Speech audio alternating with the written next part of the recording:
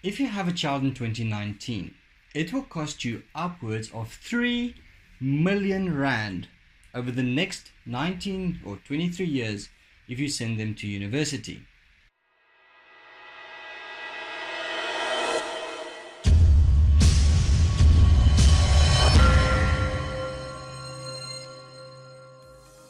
Welcome. This is Practitioner Accounting Services. My name is Jacques, and if you have a child in 2019, it is going to cost you upwards of 3 million rand in the next 23 years if you send them to university. If you don't send them to university, it would be about 1 million rand, just over 1 million rand if you don't send them to university, and this is the amount they're going to cost you by the time they get to matric. That's quite a lot, isn't it? So how did I get that figure? I estimated a couple of basic costs that's involved with childcare and children in South Africa and calculated that over the next 23 years of the child's life, and then using clever accounting principles that's used to evaluate to value a business, to calculate how much money you would need to have right now in your pocket in a savings account if you don't have to earn another cent in order for you to put your child through school, with a couple of other basic expenses. First of all, if you are having a child, congratulations. I know what you did. So the things I took into consideration. Firstly, medical expenses are inevitable and quite often one of the highest amounts of it's one of the biggest expenses in the beginning of the child's life. So I estimated about 45,000 rand, considering from the date of conception, pregnancy tests, things such as your gynecologist appointments and stuff like that, as well as your hospital fees, your medical fees, going to clinics, blood pressure tests, all those kinds of things, actually having the baby born. And 45,000, I understand, is a fee, or is a fair estimate, considering a child that's been born by an emergency cesarean. So then also basic baby equipment such as a baby eating chair, a baby stroller, a car seat. Bear in mind that I estimate those items about 8,000 rand. Then also the kid's room. The child's room, you need to buy a bed for the child. You need to buy bedding for the child, and this is only considering one bed. I didn't take into consideration an adult bed by the time the kid gets to high school, or even by the time they're too big for a cot. I estimated about 1,000 rand per month or 2,000 rand per month for the child for just basic groceries, including nappies, baby bum cream, stuff like that. But also as the kid grows older, I estimate 1,000 rand a month from the time they go to school should cover their basic groceries, toiletries, food, stuff like that. I did not consider clothing to be included in that amount, but that's just an idea. Then also thereafter, of the amount you will see in the calculation is discounted. I've taken into consideration the impact of inflation onto that. Then also I took a look at buying a car for when the kid gets past matric. Usually, when a child gets to that point, they get a license, they need to start going, but this is an optional expense. It is not a requirement. Then also the biggest expense in your child is going to be school fees. Now, school fees is ridiculous. Now, I've estimated about 48,000 rand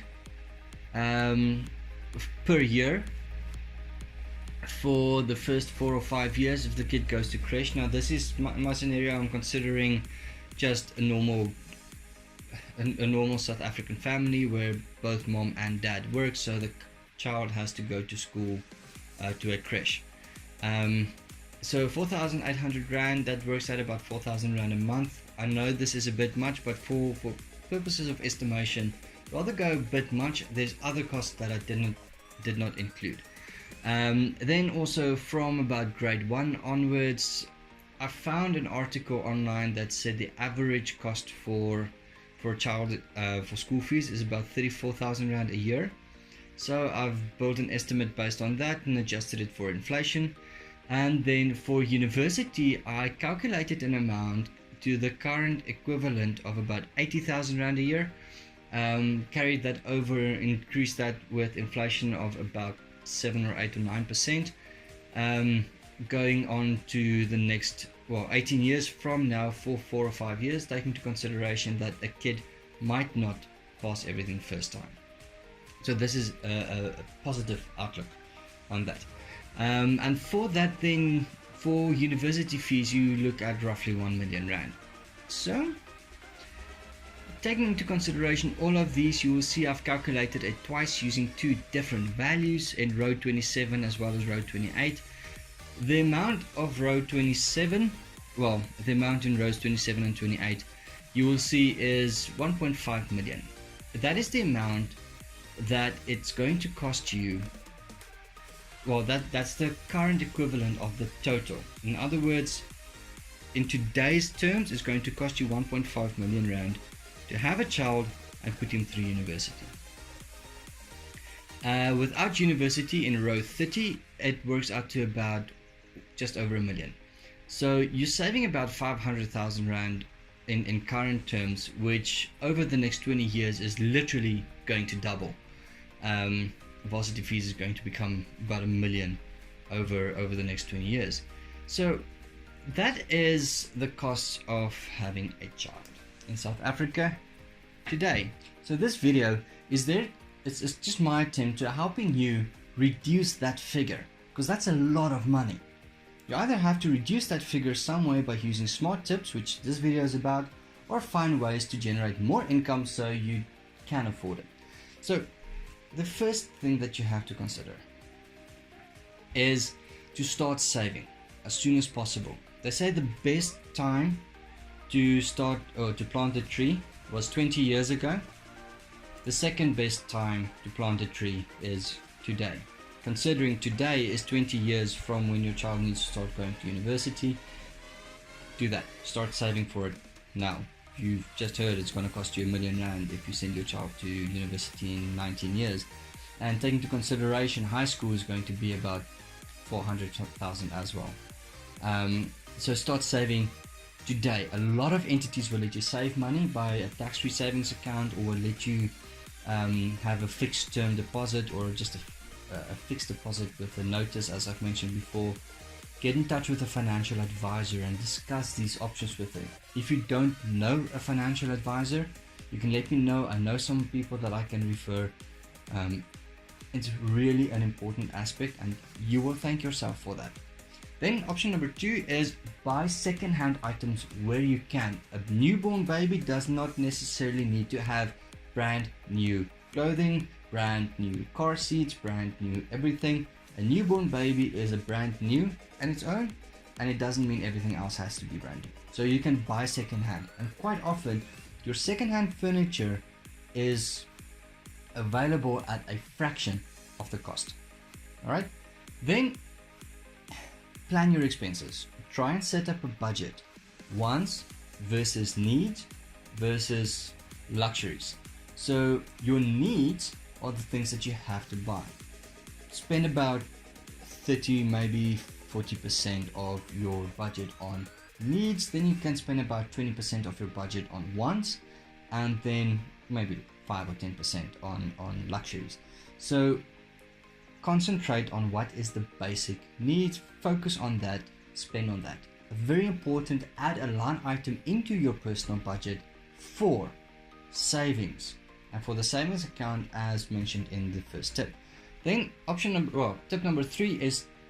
number 4 is to try and pay your bills on time. Do not let a debit order bounce.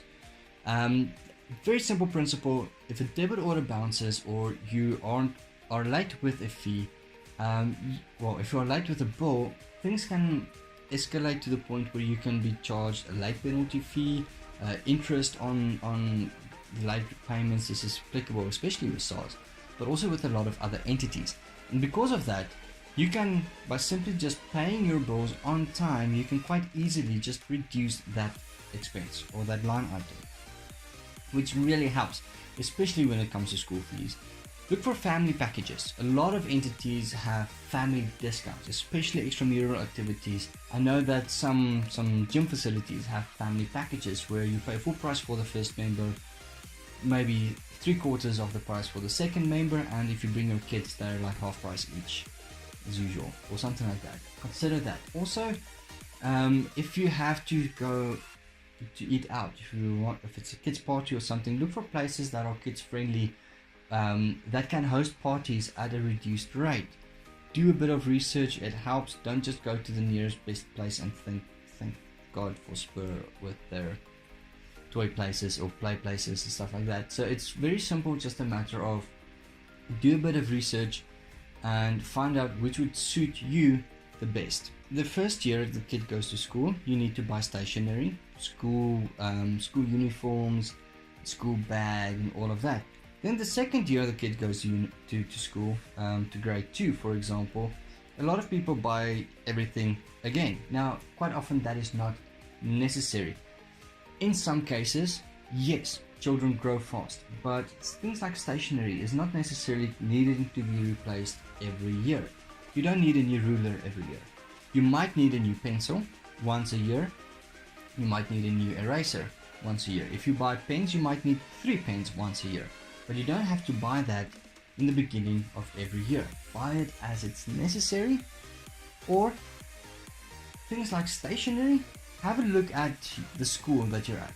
When the school gives you a list of stationery, I know there's a company in Kenton Park that have agreements with a couple of schools in the area where the school sets up a package for them, for the kids. And because the school sets up a package for them, it works very similar to, as far as I'm aware, as to Woolworth's My School projects, where the school will get a small commission of the sales of that, but also because of the stationery packs, including books and everything that the kids might need for that year, because of these packs, the company knows they're going to have these sales, so they don't have to worry about their markup. They can reduce their profit margin on that because they know there's going to be sales, and as a result you can get your stationery things cheaper in those areas. So when you do need to buy things every year, if your child is one of those that actually go through their stationery quite often, it will be very easy for you just to take a look at the basic requirements for what is needed for the year and see if there's a package available in the area. Then one area where a lot of people spend a lot of money is buying lunch for the children. The children quite often spend either pocket money at tuck shops, or it's very easy just to go to the Spar, buy a pre-packed meal, or Checkers or Pick and Pay or Woolworths even, buy a prepaid or pre-packed meal and just put that in the kids' lunchbox bag. That works out a very expensive alternative. It would be much cheaper to cook a larger meal at night, have some leftovers, or in the cases where there's not enough leftovers, why not just make a basic standard sandwich? Regarding your kids' extramural activities, now a healthy kid has to have some sort of physical activity quite regularly or frequently, and for those areas take a look at school activities. Your rugby, your cricket, soccer, swimming, athletics. If your kid is more culturally inclined, having try out for the choir or going for the drama lessons, that after school drama lessons, even chess. So all of these aspects are available to you, and quite often the school provides these activities free of charge. The teachers are required to provide these services, and as a result, cheaper.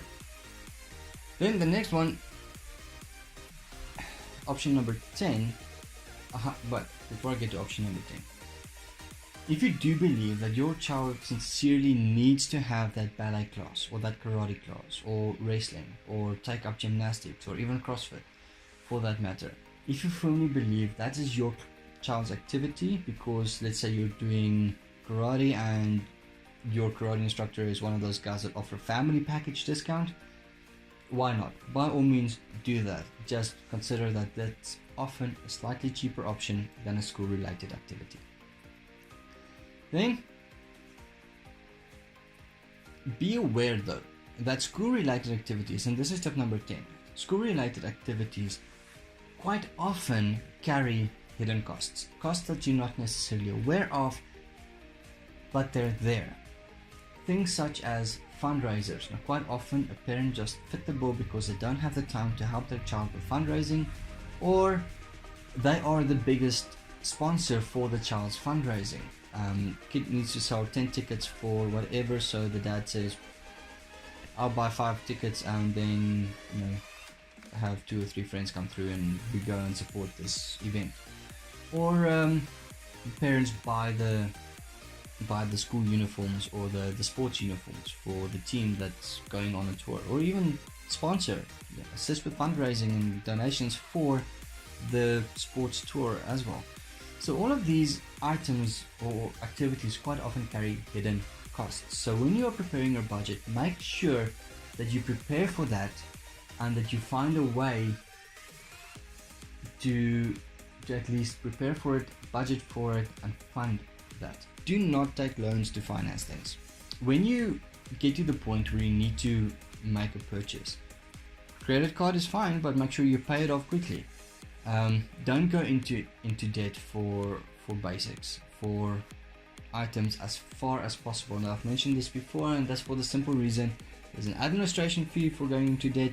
There's a lot of interest involved. It literally just becomes a much more expensive activity.